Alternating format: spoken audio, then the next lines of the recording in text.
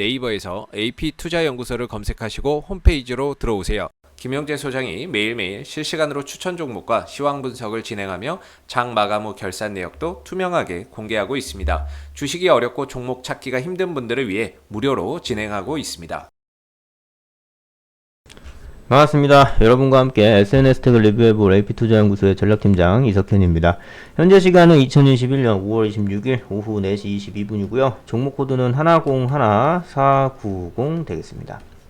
영상을 보시기 전에 몇 가지 말씀드리고 싶은 게 있는데, 저는 SNS텍을 처음 접하시게 되는 분들을 기준으로 영상을 찍어드리고 있기 때문에 기존에 저의 영상과 비교해 봤을 때 내용적인 부분이 상당히 많이 일치할 수가 있습니다. 그래서 그 부분 첫 번째로 양해의 말씀 드리고 싶고요. 두 번째로는 기술적 분석 같은 경우에는 기술적인 상황에 변동이 있게 되면 거기에 맞춰서 저희 판단도 바뀔 수 있기 때문에 그 부분 양해의 말씀 올리면서 영상 시작해 보도록 하겠습니다. 자, 일단 SNS텍 상황을 볼 때 가장 먼저 봐야 될 건 21선 쌍봉이다 라는 것. 이걸 모르면 지금 이 상황을 이해할 수가 없어요.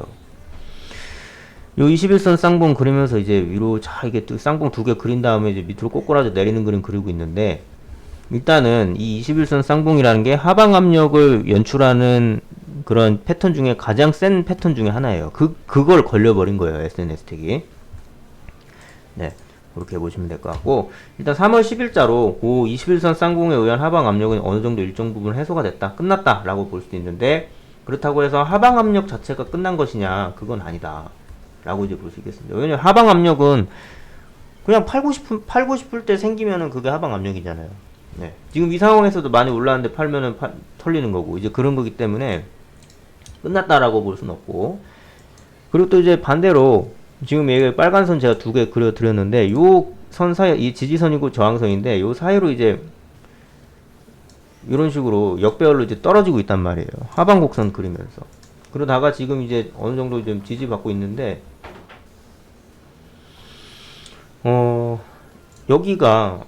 왜냐면 여기서도 지지받은 적이 있잖아요.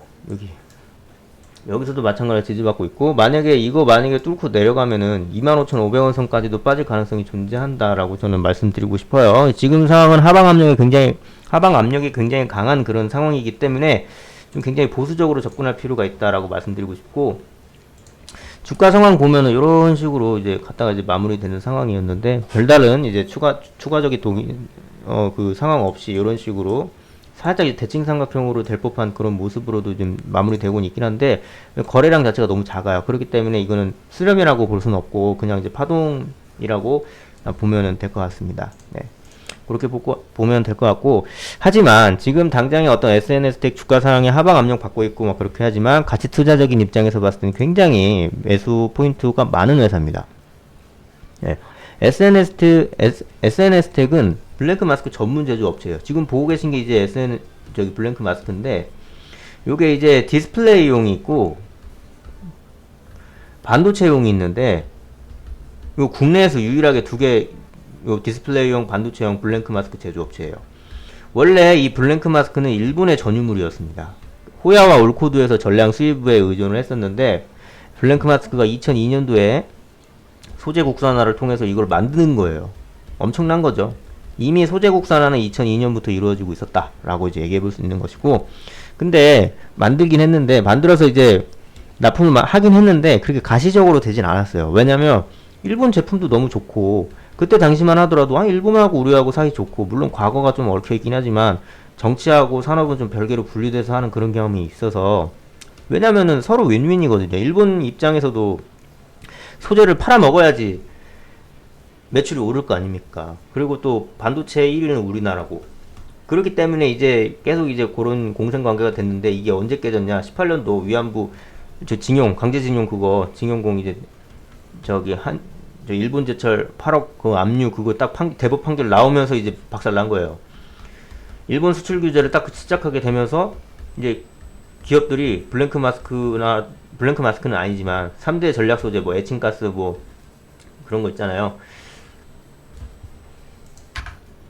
에칭가스, 포토레지스트, 플루오린 폴리이미드.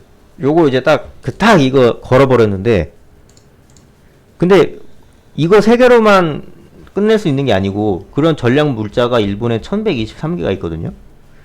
그러니까 어떻게 더 확산될지도 모르고 막 이러기 때문에 굉장히 두려워하겠죠. 근데 이거는 가치 공멸이에요. 그러니까 어차피 결국은 판매처 뚫을 거거든요. 일본 기업들이 일본 내에만 있는 거 아니고 뭐 네덜란드나 이런 데가 이제 해외 법인 만들어가지고 그 법인에서 이제 한국 쪽으로 수출하면 뭐 그거는 막을 방법이 없기 때문에 그렇게 해도 되는데 국내 기업들이 질려버린 거예요. 와 이거 선 넘네 이런 식으로 가가지고 야 이럴 바에는 그냥 국내 기업 하자.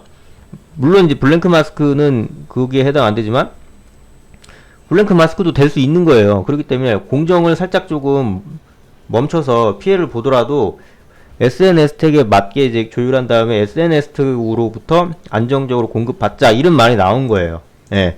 그래서 지금 저기 최대 수혜주 중 하나다라고 이제 말씀드릴 수 있겠고 삼성전자로부터 가장 많은 투자금을 유치받은 회사 소부장 협력사거든요.